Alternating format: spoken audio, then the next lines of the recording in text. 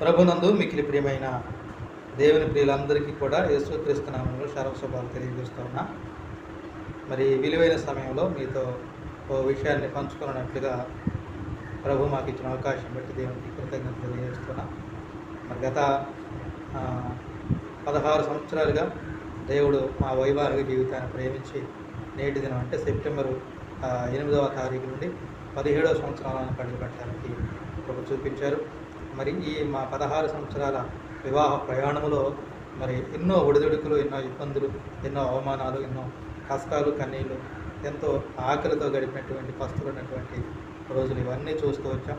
అయినప్పటికీ కృప కలిగిన దేవుడు మా వెన్నంటే ఉండి ఇలా వాడుకోవడానికి మా ఇరువురి అంటే పాస్టర్ గారు నేను కూడా ఇరువురి యొక్క పరస్పర సహకారం, ప్రేమ, మరి ఆ యొక్క ఒకరికొకరు ఇచ్చుకున్నటువంటి ఆ యొక్క ఆ యోగ్యత, ఆ వాల్యుబుల్ సమయం, ఇవన్నీ కూడా జీవిత ప్రయాణానికి ఎంతో ఉపయోగపడ్డాయి.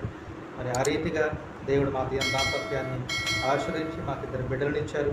ఏది ఏమైనప్పటికీ దేవుడే పునాదిగా దేవుని మీద సంపూర్ణంగా ఆనుకున్నాం. మా ఇరువురి కుటుంబాలు కూడా మరి అంత క్రైస్తవ భక్తి కలిగిన కుటుంబాలు ఏమి కాదు. ఇరువురు కుటుంబాలు కూడా నామకార్థ కుటుంబాలే. అయితే ఈ ప్రత్యేక సమయంలో ఒక ఆసక్తికర విషయాన్ని మీతో చెప్పాలి. మరి మాది మా యొక్క వివాహం ఏ రీతిగా జరిగిందనే సందర్భాన్ని జ్ఞాపకం చేసుకున్నప్పుడు ఆశ్చర్యం కలుగుతూ ఉంటుంది.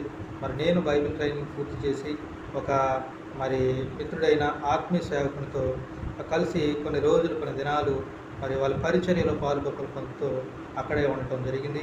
మరి ఆ సమయంలో మరి పరిచర్యకు వెళ్ళాలి, ట్రైనింగ్ పూర్తి చేశాను, దేవుని ఏర్పాటులో పరిచర్యకు వెళ్ళి దేవుని నామాన్ని కనపరచాలి, దేవుని కొరకు ఆత్మ సంపాదించాలి అనేటువంటి ఒక ఆశయం నాలో ఉండింది. అయితే ఏ సంస్థల్లోని కానీ లేకపోతే మరి ఎస్టాబ్లిష్డ్ అంటే నిర్మించబడినటువంటి సంఘాల్లోనికి కాకుండా బీడు భూముల్లోనికి వెళ్ళి అన్ని జనులకు సువార్త ప్రకటించి వారిని దేవుని కొరకు సంపాదించాలనేటువంటి ఒక దృఢ సంకల్పం, ఒక భారం దేవుడు నాలో పెట్టాడు. అది నాకుగా కలిగినది కాదు. మరి ఈ ఏర్పాటునంతటినీ కూడా మరి ఆత్మీయ సేవకులతో పంచుకున్నప్పుడు వారు ఎంతో నన్ను ప్రేమించి ఆదరించి మరి తన యొక్క ఇంట్లో చేర్చుకొని, హక్కును చేర్చుకొని నా విషయమై భారంగా ప్రార్థన చేశారు. ఆ సమయంలో మరి ఆ సేవకుడికి ఒక దర్శనం, నా విషయమై మరి సేవకు వెళ్ళాలంటే ఒంటరిగా వెళ్ళటం మంచిది కాదు కనుక సాటి అయిన సహకారం మరి ఈ యవనస్తుడికి కావాలి అని చెప్పి వారు ప్రార్థించినప్పుడు దేవుడు వారికి ఒక దర్శన రీతిలో మరి పాస్టర్ గారిని చూపించడం జరిగింది. ఎందుకంటే ఈమె కూడా మరి అక్కడ సంఘ విశ్వాసిగా ఉన్నారు. వారి కుటుంబం నామకార్థ కుటుంబం అయినప్పటికీ వారి ఫ్రెండ్స్ని బట్టి దైవసన్నిధికి వెళుతూ ప్రభు చేత ఆకర్షించబడి ఆ ప్రభువే పునాదిగా జీవితాన్ని కట్టుకుంటే మరి ఫలవంతమైనటువంటి జీవితం ఉంటుంది, ప్రభు లేకుండా నా జీవితం వ్యర్థం అనేటువంటి విషయాన్ని వాక్యం ద్వారా గ్రహించి మరి దేవుడు మరి తననే బాప్తిసం కొరకు సిద్ధపరిచారు దర్శన రూపంలో. ఆ రీతిగా వారు రక్షణ అనుభవంలోకి వచ్చి దైవ సేవకుని మాట వేదవాక్కుగా అంగీకరించి వివాహానికి సిద్ధపడటం జరిగింది. అటు రీతిలో సెప్టెంబర్ 8, 2008వ సంవత్సరం కొద్దిమంది బంధువులు, మిత్రుల ఆత్మీయ సమక్షంలో వివాహం జరపడం జరిగింది. మరి ఆ దినం నుండి ఈ దినం వరకు గత 16 సంవత్సరాలుగా నా వెన్నంటి ఉండి నన్ను ఎంతగానో ప్రోత్సహిస్తున్నటువంటి ఆత్మీయ మరి మీ ఆత్మీయ తల్లిగారికి, మరి నా జీవిత సహకారి పాస్టర్ గారికి నేను ఎంత కృతజ్ఞతలు తెలియజెప్పినా అది తక్కువే అవుతుంది. కనుక ఇదంతా దేవుని ఏర్పాటు. ఈ ఏర్పాటులో దేవుడు ఘనంగా మమ్మల్ని వాడుకోవడం జరుగుతుంది. మాకు 2 బిడ్డలను ఇచ్చారు.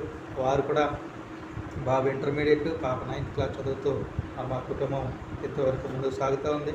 మరి చిన్న పరిచర్య, ఈ పరిచర్యను దేవుడు మరి భవిష్యత్తులో నిండారుగా ఆస్వాదించి వర్ధిలింపు చేసి అనేకులకు మరి ఆత్మీయ నాయకులుగా ఉన్నట్లుగా మమ్మల్ని బలపరచాలని అందరూ మా కొరకు ప్రార్థన చేయాలని కోరుతూ ఉన్నాను. మరికొన్ని విషయాలు పాస్టర్ గారి మాటల్లో విందాం. గొప్ప దేవుడు కార్యం చేశారు. మగోళ్ళు ఎప్పుడు దేవుని సన్నిధికి వెళ్ళేటువంటి వారు కాదు, నామకార్థ క్రైస్తవులుగా వాళ్ళు ఉండేటువంటి వారు. నేను మట్టికి నా ఫ్రెండ్స్ ద్వారా దేవుని సన్నిధికి వెళ్ళడం నేర్చుకున్నాను. వెళ్తున్న క్రమంలో దేవుని మాటలు అంగీకరించి ఉపవాసం ఉండి ప్రార్థన చేసుకుంటూ ఉండేదాన్ని. ఒకరోజు ఉపవాసం ఉండేదాన్ని, తర్వాత వారం రోజులు ఉపవాసం ఉండేదాన్ని. అట్లాగా నా జీవితాన్ని ముందు కొనసాగించుకుంటున్నప్పుడు దేవుడు నాకు దర్శనం చూపించారు. రక్షణ పొందినటువంటి వారందరూ దేవుని పాదాల మీద పడి ప్రార్థన చేస్తున్నారు. నేను ఇంకా నాతో పాటు కొంతమంది నిలవబడి చూస్తున్నాము. రక్షణ కలిగినటువంటి వారు, బాప్తిసం తీసుకున్నటువంటి వారు అలాగ ప్రార్థన దేవుని పాదాలు పట్టుకొని ప్రార్థించే హక్కు అర్హత ఉంటుందని నాకు వినపడుతున్నప్పుడు నేను గ్రహించాను. ఆ తర్వాత నేను ఉపవాసం ఉండి దేవుని అంత కనిపెట్టి నేను తర్వాత సేవకులు చెప్పినప్పుడు నాకు బాప్తిసం ఇవ్వడం జరిగింది నా ఆత్మీయ తల్లిదండ్రి. అలాగే నేను దేవుని కృపలో ఎదుగుతున్నప్పుడు సేవకులు అక్కడికి వచ్చారు.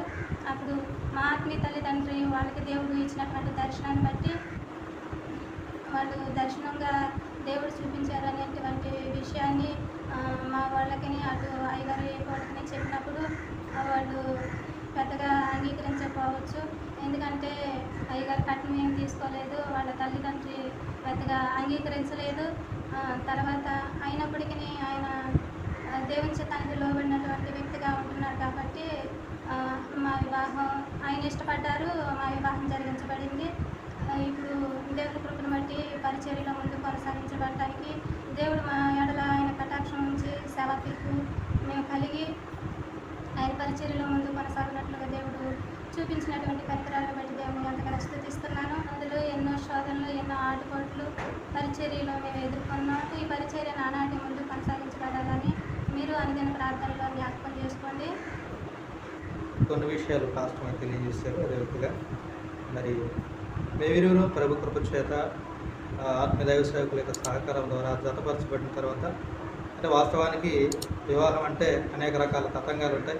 వాటన్నిటికి దూరంగా కట్న కానుకలకు ఆర్భాటాలకు దూరంగా ఈ వివాహాన్ని జరిపించడానికి మరి దైవజనులు నిశ్చయించినప్పుడు వాస్తవంగా కుటుంబ సభ్యులు మరి ఇరుపక్షాల వారు కూడా కొంచెం ఆలోచనలు పడ్డమాట. వాస్తవం ఏది ఏమైనప్పటికీ మరి ఒక యవనస్త్రాలుగా ఉండి మరి ఈ విషయంలో వివాహ విషయంలో అంటే దేవుని చిత్తానుసారంగా దైవజనులు చెప్పిన మాటకు లోబడి మరి వారు చూపించినటువంటి వ్యక్తిని వివాహం చేసుకోవడానికి నిశ్చయించుకోవడం అనేది ఇది కేవలం దైవ చిత్తానుసారం మనం గ్రహించాలి.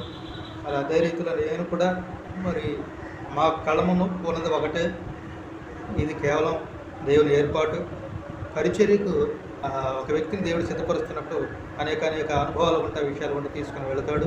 మరి దేవుని ఏర్పాట్లో కాకుండా మంచి జీవిత సహకారి మరి పరిచర్యకు నమ్మకమైనటువంటి పరిచారకురాలు అవసరమని దేవుడు ఎంచి మరి నాకు అవసరమైన యోగ్యమైనటువంటి వ్యక్తిని దేవుడు నాకు సహచారిణిగా ఇచ్చాడని నేను నమ్మి మరి ఈ విషయంలో మా కుటుంబ సభ్యులకు నచ్చజెప్పి వివాహానికి అంగీకరించడం జరిగింది.